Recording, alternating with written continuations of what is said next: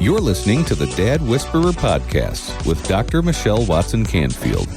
Whether you're a dad who wants to add more tools to your fathering toolbox, or a daughter who wants to connect with her dad, or even a mom who wants to support your daughter's relationship with her father, you're invited to join the conversation today. Here now is your host, Dr. Michelle Watson Canfield. Hello and welcome to the Dad Whisperer podcast. I'm your host, Dr. Michelle Watson Canfield, and I'm so excited that you're joining me here again today if you're a dad who wants to add more tools to your fathering toolbox. And I love how so many of you have said that the things you learn here also apply to your sons. And that's because you as a dad are sharpening your skill set in doing interpersonal relationships with more skill, more dialing in, more tuning in. And so if you want to learn more about how to be a girl dad, you have come to the right place. You know the grid I use every week, which is simply on your mark, get set, go. So dads, picture yourselves standing side by side each other, getting ready to run your fathering race this week. I'm on the sidelines as your coach, cheering you on, saying on your mark, get set, go. On your mark is the topic or the theme. Get set. I'm going to fill that in with stories and with stats. And go is always your practical action step so that you can put your love for your daughter into action. Well, today I've got a guest host joining me. I'm telling you, you guys are in for a treat. His name is Jeff Zaugg. He literally feels like he's my long lost brother. We have connected in a very short amount of time. I was recently a guest on his podcast, which is called dadAWESOME. If you've never listened to it, go check it out. You will love his heart for dads.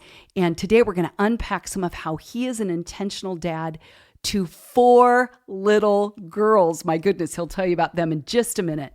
So let me tell you about him before we get this conversation started. So Jeff spent 10 years in entrepreneurial nonprofit ministry leadership and also served as a pastor in the Twin Cities area for 7 years. Then in the fall of 20, smack dab in the middle of COVID, he took a leap with his family, went into full-time fatherhood ministry, and with his wife, Michelle, and as I said, 4 little girls, they are traveling the country in a 37-foot RV. Okay, this guy literally has the word adventure tattooed. It's invisible, but really he could on his forehead.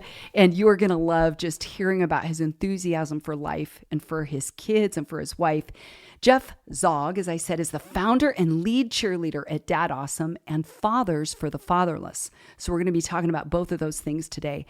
And his life purpose statement is simply this. He says, we're on a mission to add life to the dad life. We're passionate about helping dads live fully alive as they lead their kids to God's awesomeness. So Jeff Zaugg, thank you for being here today. Michelle, I'm thrilled to join you today. And thank you for that introduction. Our mission at dadAWESOME is could we just be the cheerleaders? Could we cheer on dads to love the dad life? So I feel like our mission of ready, set, go, it's that's what I want to do is just cheer on. And I need that in my life. I need people cheering for me. So thank you for being one of those people that have cheered for me. Well, we even found today that we have a mutual love for the Ellenwood family who live in the Czech Republic. And it's so cool, isn't it? How so often God is weaving a tapestry of helping us find each other. And we've had kindred spirit friends. So true. Long before now, yeah, who have cheered us on, right? And who have been significant in our life. Well, it's a joy to have you here. Well, on your mark today, here's what I've come up with.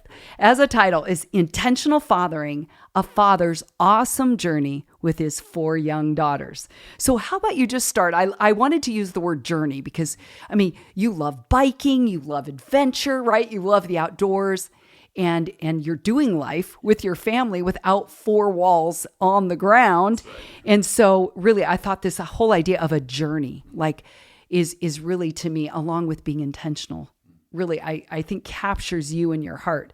So how about here, if we just get set with you telling a little bit about your heart and what led you to do this RV trip, especially with 4 young girls. Tell us the story. I love it. And quickly, awesome journey is not perfect journey at all. So just 2 days ago for Mother's Day, we went on a hike and my 4-year-old was running down a hill, tripped, skidded, blood all over her arms. And like, that is often like the awesome journey. It was actually an awesome hike as a family.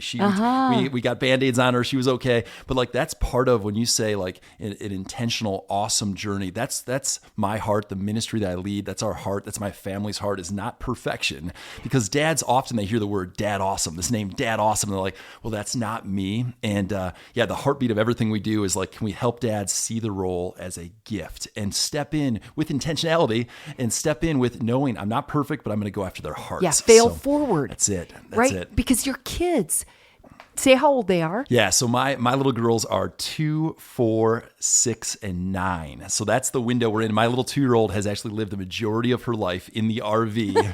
That's awesome. I mean, to go back just a moment, the start of this was I was a kids pastor. I was praying over these families who came to dedicate their babies, and I'm praying over them and realizing I'm offering them nothing in the area of the dad. I'm offering no intentional pathway for them to be that dad who is dad awesome. We're offering nothing to them. So I was like, oh, we're not doing it. Our other church is offering a pathway of intentionality, and very few churches are helping the dads do that. So I started looking for resources, and in looking for resources, I realized, hey, the best way is, what if I curated those resources in the form of a podcast? So I just gather, interview, learn for myself and for others. And that was 5.5 years ago. So 5.5 years into helping resource dads, resource churches with just tools to, again, be dad awesome, not perfect, but awesome. And that led our family to going on this journey. We started these events called Fathers for the Fatherless, these bike rides, Spartan races, triathlons across the country, helping rally men to raise awareness and raise money for our partner organizations who serve directly. They serve kids who are fatherless. Love it. So we got invitations to go around the country, and I was like, I don't want to be a dad who flies away from my 4 little girls to help lead this movement across the country. I want to be a dad who takes them with, if possible. So we borrowed an RV to start with. We borrowed an RV. We did this crazy lap. Is like, there's no way my wife should have liked that and wanted to do more of it. But my wife, Michelle, she said, let's just see if there's an RV that we could buy to actually go on the road full time to help lead this initiative, this cause across the country. We found the RV, we rented our house, and we hit the road within 2 weeks. And this was 1.5 years ago. So, oh my goodness. So that led to the start of this adventure that is Dad Awesome and Fathers for the Fatherless. And it's my girls saying, we're all in. We're doing this as a family, not as a dad who flies away from his kids. Isn't that cool? You know, I wanted to go back to this whole idea of awesome. I love that you underscored it's not about being perfect. It's about being present. Yep. And if you asked, I know, because I'm going to ask your girls later today when we hang out, like, you know, on a scale of 0 to 10, how awesome is your dad? You know, so often when we get around kids, they don't care if we're perfect. They don't care if our hair's messy. They don't care if we blow it. It's just you show up in their space, right? That's what makes you awesome. And I think so many dads have been beaten down for this reason, that reason, divorce, maybe moral failure, different things, financial, challenges, whatever. And so many men are saying, I don't think I'm awesome. But I'm saying, ask your kids. Because when you look at yourself through their lens and just show up in their world, do you find that?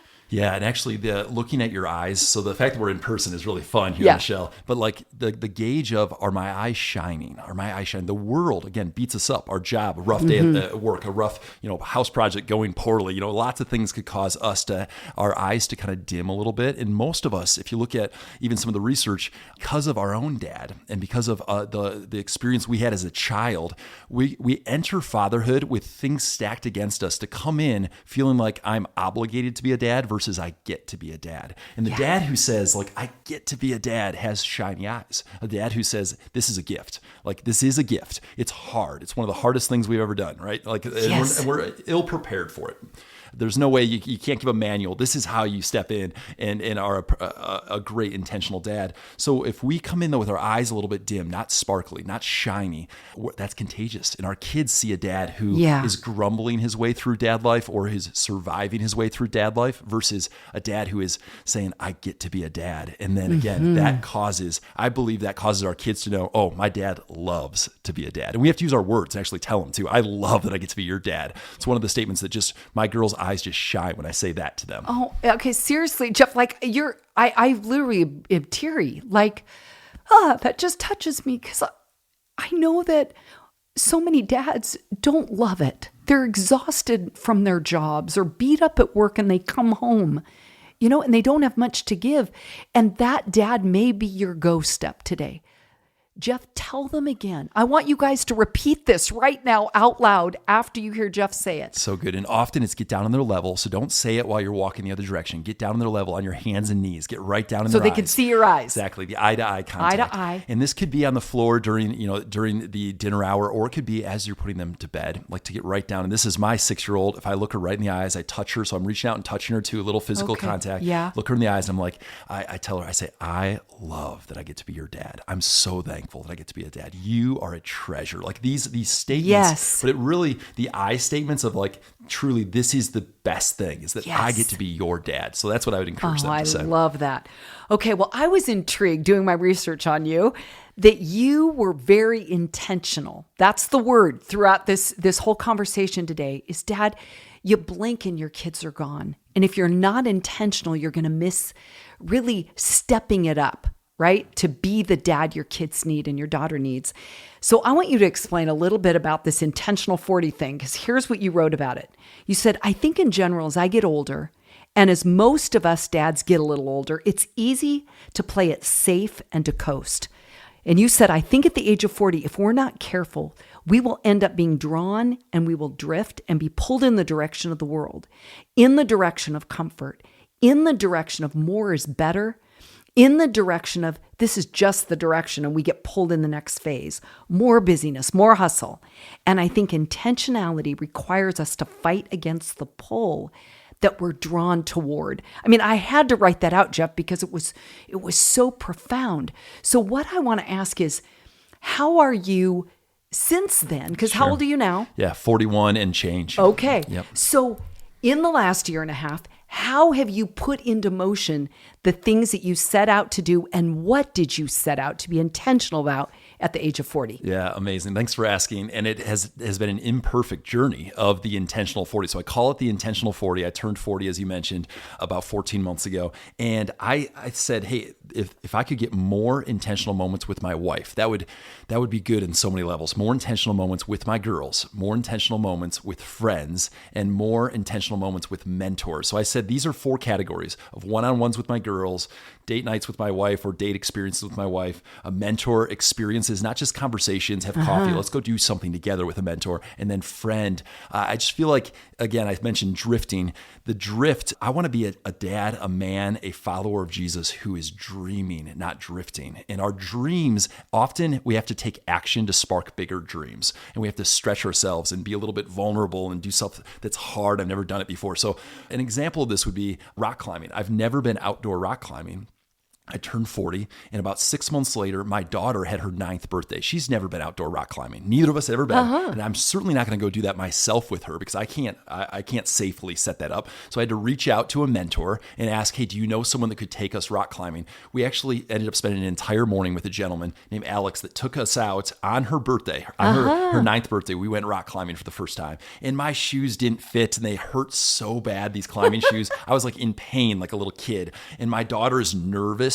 And we drove back from that experience, and neither of us will ever forget it. We both like pushed ourselves beyond our comfort. We both learned from a new mentor, friend, someone who cared deeply, who prayed over us. I mean, God brought this whole experience together. But if it wasn't for the intentional 40, I would not have had that moment, shared those moments with her. And so I'm about 23 experiences into the 40 right now. And I wasn't trying by a certain date. It was just like in my 40s, I'm going to do 40 intentional experiences, 10 with my wife, 10 with my girls, again, 10 with mentors, 10 with friends.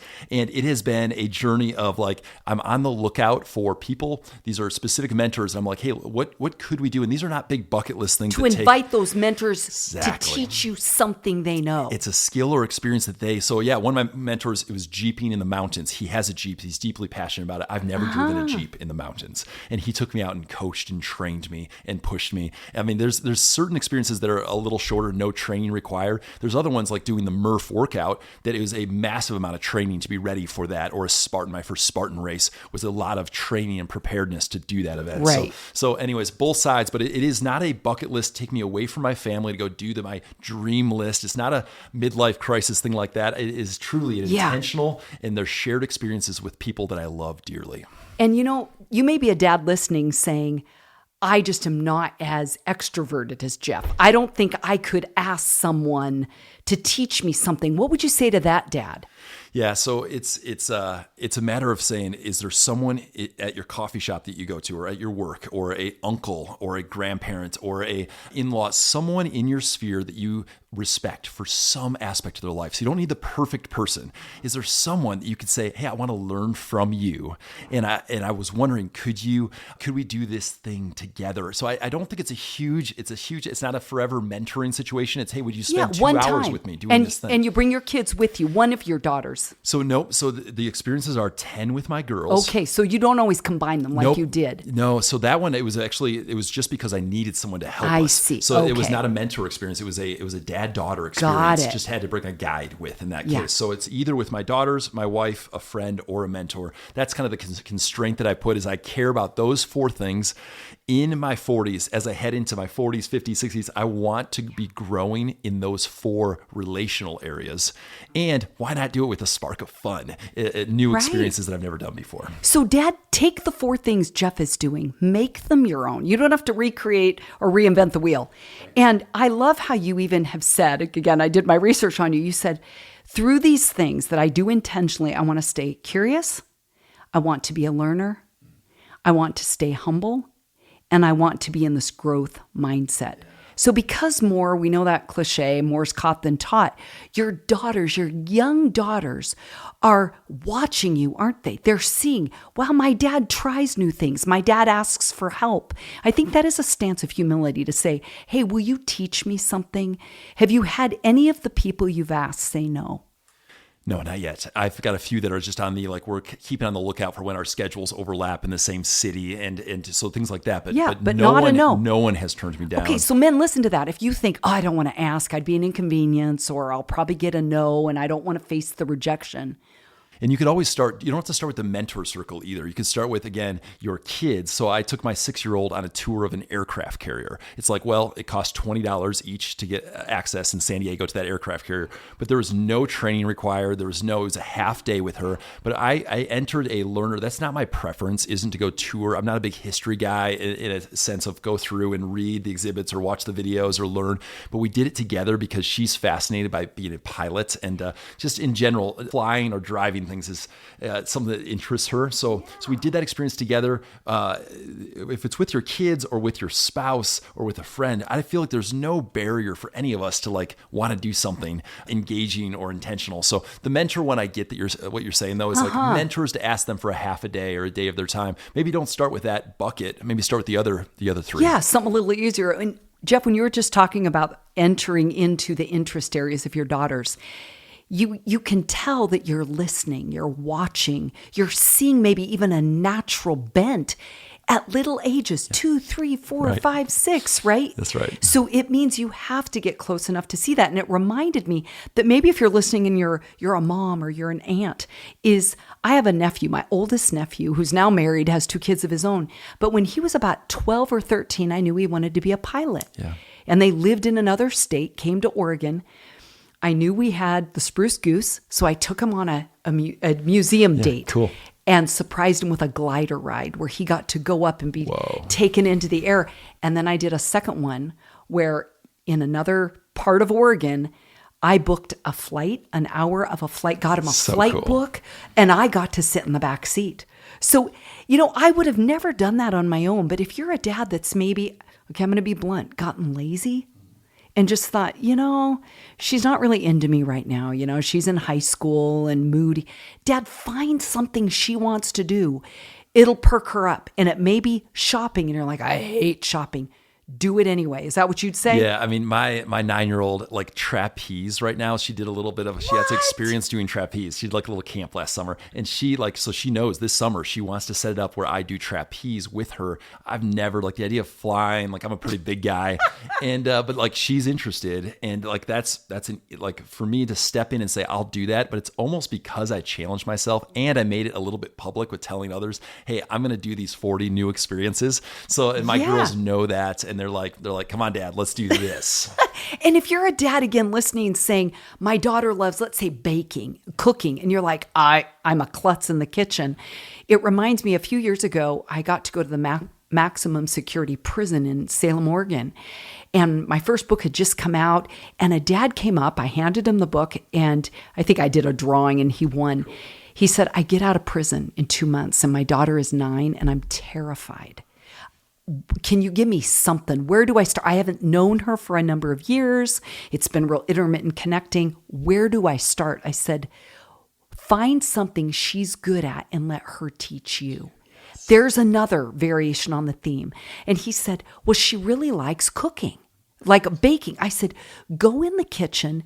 You're not the expert. She'll shine because you're looking through her eyes, right? What she loves. So, Dad, that might be even a variation on the theme. Okay, one more question, then we'll take a quick break. Some dads and moms too may say, oh, I'm not really a baby guy. You know, I got to wait till she's older. In fact, I just had a conversation this week where a friend said, I don't like babies. Once they hit 1, I'm good then. Yeah. You know, so everybody kind of has their maybe natural innate leaning toward a certain age.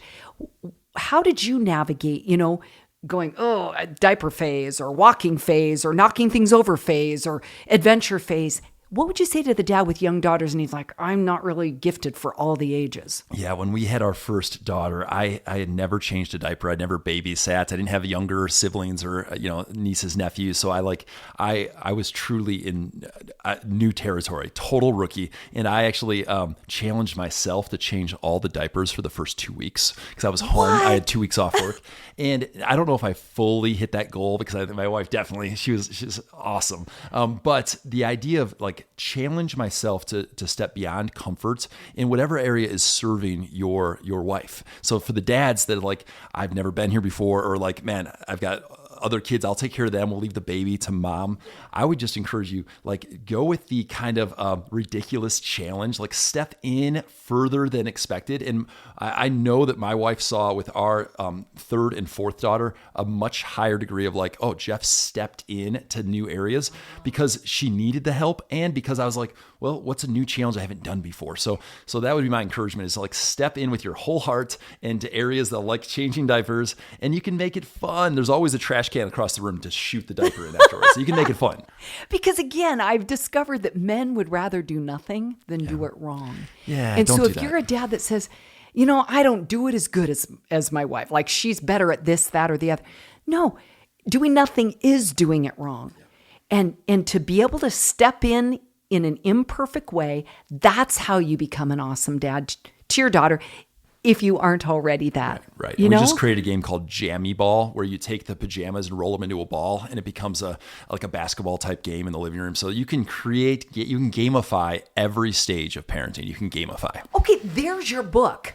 Oh, funny. Gamified fathering.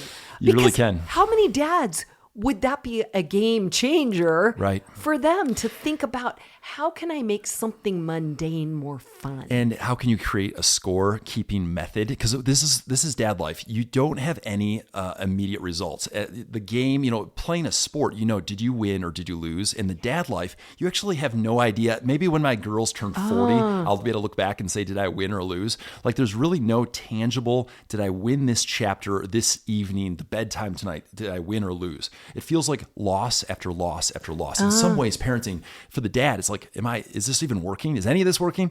So that would be the point to gamification. If you can create ways like a challenge of, hey, I'm going to do a one-on-one date with my daughter or one-on-one with my son, hey, twice a month.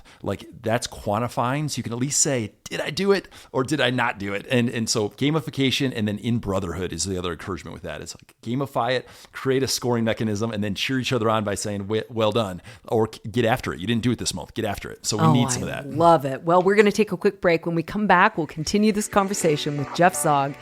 We'll be right back. Are you a dad who has ever desired a deeper connection with your daughter, but haven't known how to go about it? Let's Talk Conversation Starters for Dads and Daughters is the very resource you need. Dr. Michelle wrote it with you dads in mind. This book will support you with scripted questions, equip you to decode your daughter, and inspire you with stories of other dads and daughters. Don't wait any longer to be the hero you want to be and that your daughter needs you to be.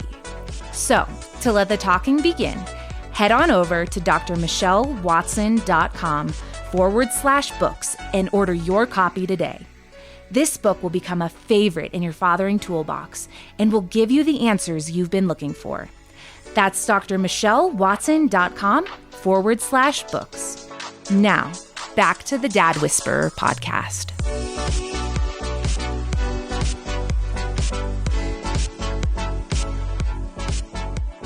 Welcome back. I'm here today with my new friend, Jeff Zaugg, founder of, tell them the two names of your ministries. So dadAWESOME and Fathers for the Fatherless. So can you guys see, as you've heard him already talking, why I came up with that title today, Intentional Fathering, A Dad's Awesome Journey with His 4 Young Daughters? Because those two themes, awesomeness and intentionality, really define you. Does everyone say that?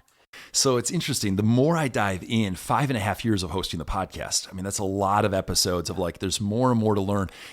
I could feel like, well, there's 100 areas of intentionality and I'm only able to do 6 of them right now. So I could actually feel like, because of the amount I've immersed myself in this field of being dadAWESOME, that I'm the biggest failure. It's easy. Right. It's so crazy how we can look at a mirror and basically feel like an imposter or feel like, nope, it's not me. I'm not succeeding. And actually to go after that point a step further, I think most dads feel like if they're going to rank themselves, we're worse than average. I think most of us rank ourselves that way. I do too. So most dads don't actually raise their hand and say, I'll go first. I'll be the guy who says, hey, to my friends, let's all learn about intentional fatherhood. Hey, let's all do this experience with our daughters, or let's all do this camping trip with our sons. Most dads don't raise their hand and say, I'll go first, or become a champion of intentional fatherhood.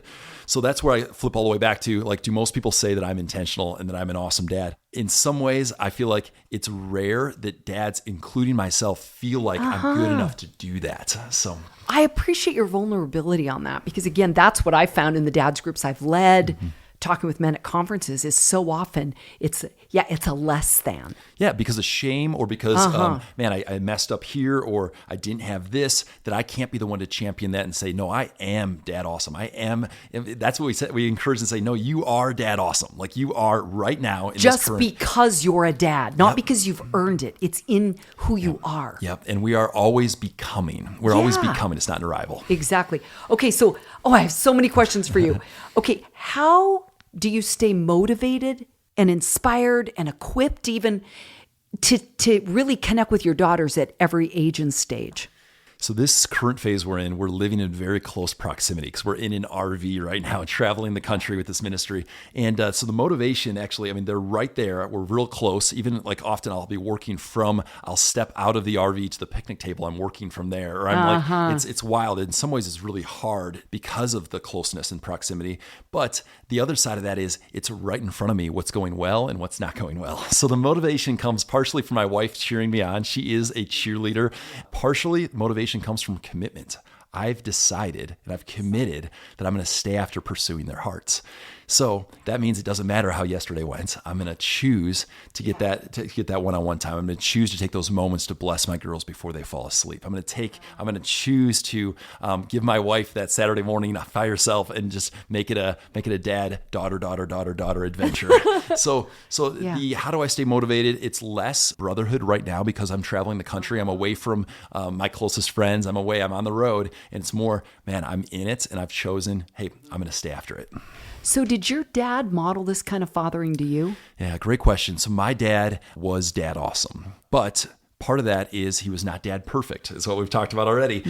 So he loved me, he encouraged me, he cheered for me, but he actually had a clipboard at all of my basketball games and all the sporting events and kept stats, given that if I had a good shooting percentage, a lot of rebounds, more steals. He showed me more love based on the performance on the sport in sports and in other areas. So there was conditional love as part of what he probably learned from his dad. I just was going to say that. It's it. It's it. He actually took what he experienced from his dad and took it much further forward as far as intentionality. But there was not a deep relational, emotional connection. That came mostly from my mom. My dad, 3.5 years ago, went home to heaven.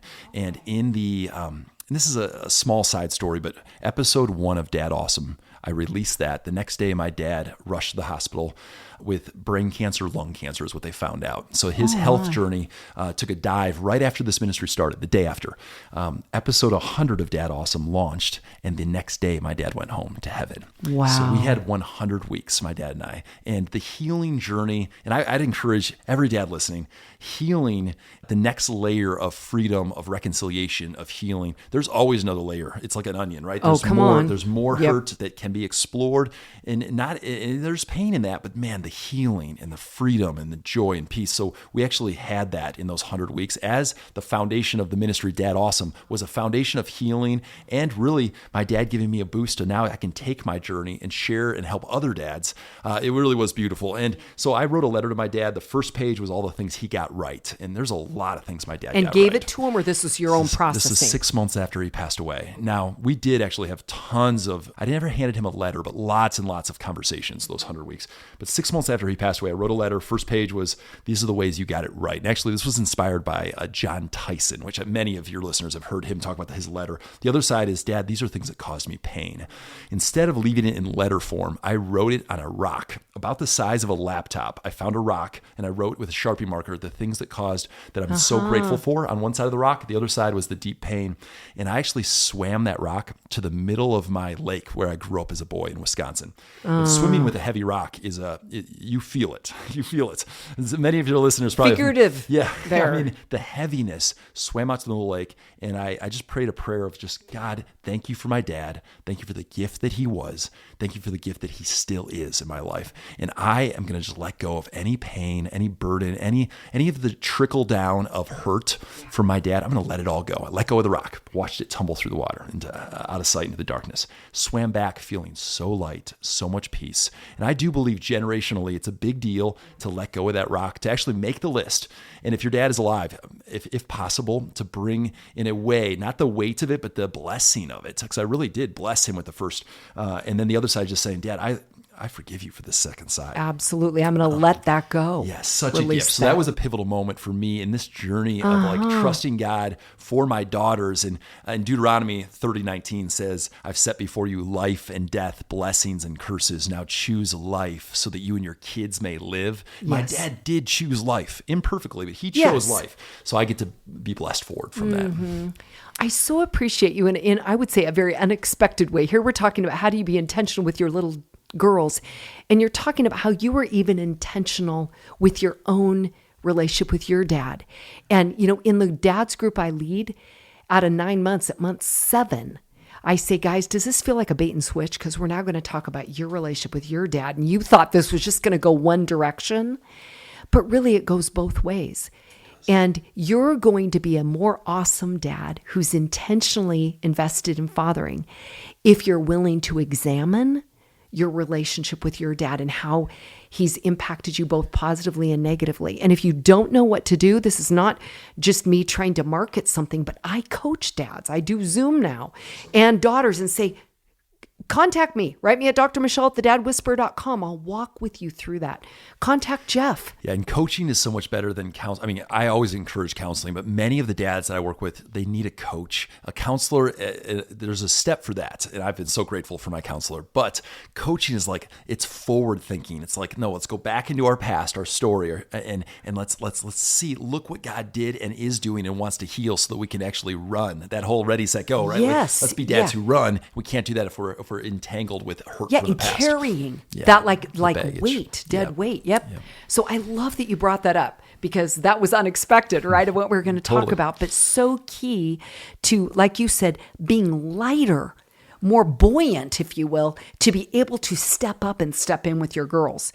Okay, you and I, when we talked recently, when you had me on your show, which, by the way, you guys, on dadAWESOME, Jeff just totally melted my heart by, here's what he titled our interview: engaging your daughter's heart, softening your own, and taking action to be a hero. And I was like, Jeff, in 14 words, like you summed up my entire message. And that's only part one. That's only part two still coming out. Okay, Look out. So one of the things you told me that day in our interview is that one of your middle daughters, that you realized that you weren't being as intentional as you needed to be with her. And I so appreciated, again, to me, you were more awesome because you were aware of where you needed to step in. It wasn't that you always get it right. And I just thought, could you share more how that relationship is going? Yeah, the default for me, and I think most dads, is to drift towards grumpiness, to drift towards a little bit of an edge in my tone. That's the default. And in the RV, one of the air conditioners not working, the sweaty, we're close, the traffic, I'm exhausted. Yeah, the near miss that they don't know. There's all these things causing you stress. It's true. I mean, it was much more mountainous driving here than I expected as far as the hills. Look out. Yeah. This is a beautiful area of the Adds to country. your stress, though. It is. So you take all that. Take it out. My little girls, they don't know that side, and they don't deserve any of the grumpiness or the edginess to come to them. But yet I found myself doing that specifically to one of my middle daughters. And I just feel like gentleness is a theme that I just want to grow in. Gentleness, softness, which is a fruit of the Spirit. Isn't that interesting? Can't do it on your own. I know. So it is a masculine term, or it wouldn't be given. It's true. Right in Ephesians for all of us. It's true. And it really comes down to, am I looking, even in my height, I'm a tall guy. So am I getting down to her level?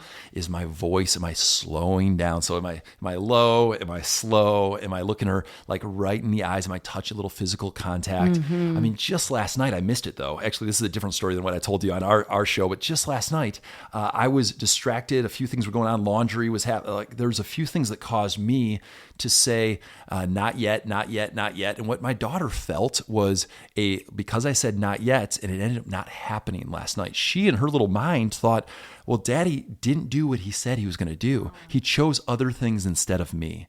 And I was able to put her on my shoulders and take her with me to the laundry. So that little shoulder ride, down to the laundry helped bring a little connection back. But overall, she wanted to play Uno, and we never played Uno last night. And that crushed her little heart. And so I feel like I'm even still, if she didn't tell you. So she was asking to play, and I was saying not yet because she knew there's a few things I had to do. I hadn't had dinner yet. There's a few things. And so I still am feeling like, man, the current chapter is I've got a lot of work to do in this area, being gentle. I just brought up my follow through. Am I choosing the greater things? And it's so crazy how I can, hang out with you and your husband for the first time and show such grace and such intentionality. I'm not looking at my phone. I'm looking you right in the eye, right? Yeah. But with my little precious girls, I'll give the phone or this distraction first place, and they get second place or fourth place or 17th place, where I'll give not that you're a stranger, but a new person that I might not even see for years in the future. I'll give way more of me in my heart. And I think most of us dads are the same way. We give all of ourselves to the stranger and a fraction of ourselves to the little precious gifts. Yeah. Oh my goodness. I mean, I want to re-listen to our conversation because you're saying so many powerful, in the trenches, real life, vulnerable, honest, intentional kind of insights. So thank you, Jeff. Okay, I got one more question. So I end every show with a go step. So I know you've shared lots of go action step ideas for dads today, but I just want to ask you right here at the end, you got one or two practical ways that if a dad wants to be more intentional with his daughter to kick up his awesomeness, what would you tell him? I would focus in on the bedtime moments with your kids, with your daughter, with your son, the bedtime moments, and the hustle in your heart and the exhaustion in your heart. I'd say set it aside. The hustle, the timeline, the extra 20 minutes, 30 minutes, to take the extra moments to look them right in the eyes, to a little physical touch, and that could be on the stairs outside of their room, could be in their room, could be on their bed with them. It doesn't matter, whatever is right for your child, but to just emphasize this. I know we said this once already, but just to emphasize, I love that I get to be your dad. that statement and that moment of taking the extra time, it actually, I know some doctors or dentists are so good at taking those last moments with a patient, actually speak wonders for the next year till you see them again, that you actually feel appreciation in those last moments. If we could just do that at bedtime and take with our most precious people that look to us as their superheroes, right? If we can just take the moments and emphasize to them how much we love to be their dad. Oh, I love that. Practical, real, action-oriented. You're my kind of guy, Jeff. Oh my goodness, we're going to have to do this again. Well, On Your Mark today has been Intentional Fathering, a dad's awesome journey with his 4 young daughters. It's been such a joy, Jeff, to have you here. You got to check him out. Where can they go to find you? Yeah, so dadAWESOME.org. And then the bike rides and triathlons and Spartans that we do for the fatherless is F_F.bike, F for F.bike. Okay, which is Fathers for the Fatherless. Fathers for the Fatherless. Yeah. Well, it's been great to be here with you today. Thank you so much, everyone, for joining us. I'm Dr. Michelle Watson Canfield, the Dad Whisperer, signing off and encouraging you to make today a day where you intentionally and consistently invest in pursuing your daughter's heart. Go Dads. Thanks for joining us for another edition of the Dad Whisperer podcast with Dr. Michelle Watson Canfield. We trust you've been encouraged by today's program, where you've been equipped with practical action steps to strengthen your relationships. Dr. Michelle loves hearing from you, so why not write her at drmichelle@thedadwhisperer.com. As always, you can listen to the Dad Whisperer podcast anytime on Apple Podcasts, Stitcher, Spotify, and Google Podcasts.